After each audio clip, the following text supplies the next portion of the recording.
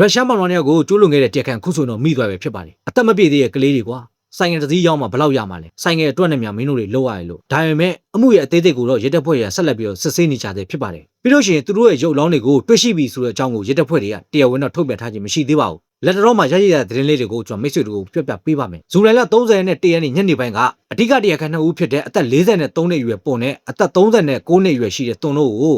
ရဲတပ်ဖွဲ့တွေကဖမ်းဆီးရမိခဲ့ပါတယ်သူတို့ကိုဖမ်းဆီးရမိတဲ့နေရာကတော့ချက်ထဘူရီဘက်ကနေပြီးတော့နေဆက်ကိုတွားရောက်နေတဲ့အချိန်မှာဖမ်းဆီးရမိခဲ့တာပါပထမဆုံးအနေနဲ့ကတော့တွန်ကိုဖမ်းဆီးရမိခဲ့ပြီးတော့သူကဆိုင်ငယ်စီးနေရင်းနဲ့တောအုပ်ထဲကိုဝင်ပြေးသွားတဲ့အချိန်မှာမလွတ်မြောက်ဖဲနဲ့ရဲတပ်ဖွဲ့ရဲ့ဖမ်းဆီးခြင်းကိုခံခဲ့ရတာဖြစ်ပါတယ်နောက်ထပ်တအူးဖြစ်တဲ့တရားခံပွန်ကိုတော့စေးအုံနာမှာဖမ်းဆီးရမိခဲ့တာပါသူရှိကနေပြီးတော့တနက်တလက်နဲ့ဘုံနှလုံးသိမ်းဆီးရမိခဲ့တယ်လို့တရားဝင်သတင်းတွေကနေဖော်ပြထားကြပါတယ်ရဲတပ်ဖွဲ့ရဲ့စစ်ဆေးမေးမြန်းမှုအတွင်းပွန်ကဆိုင်ငယ်လူယူဖို့အတွက်ရည်ရွယ်ခဲ့ကြောင်းမောင်ဖြစ်တဲ့သူကိုတော့သေစေနိုင်တဲ့လက်နက်နဲ့သုံးပြပြီးတော့ကျူးလွန်ခဲ့တာဖြစ်ပြီးတော့အမဖြစ်တဲ့သူကိုတော့ရိုက်နှက်ကျူးလွန်ခဲ့တာလို့ဆိုထားပါတယ်ဒီနေရာမှာရိုက်နှက်ယုံပဲလို့ကျွန်တော်မထင်ဘူးဒါပေမဲ့နောက်ထပ်အမှုတွေစစ်ဆေးလို့ရှိရင်ပေါ်လာမှာပါအမှုရဲ့အသေးစိတ်ကလောဆယ်စစ်ဆေးနေကြတော့မှဖြစ်ပါတယ်ကျူးလွန်ခံရတဲ့ရုရှားမောင်နှမ2ယောက်ရဲ့ရုပ်လောင်းကိုတော့တောင်ကိုတစ်ခုရဲ့အနီးမှာမြှုပ်ထားတယ်လို့သူတို့ကထွက်ဆိုထားကြပါတယ်တရားခံတုံကတော့ဒီလုံးရက်ဟာတရားခံပုံရဲ့အတင်းအာရမစိတ်ခိုင်းမှုကြောင့်သူကပါဝင်ခဲ့ရတယ်လို့ထွက်ဆိုထားပါတယ်လက်ရှိမှာတော့ရဲတပ်ဖွဲ့တွေကတန်တရားရှိသူ2ဦးကိုခေါ်ဆောင်ပြီးတော့ရုရှားမောင်နှမ2ယောက်ရုပ်လောင်းရှိနေတဲ့နေရာကိုလိုက်လံစစ်ဆေးနေကြတယ်ဖြစ်ပါတယ်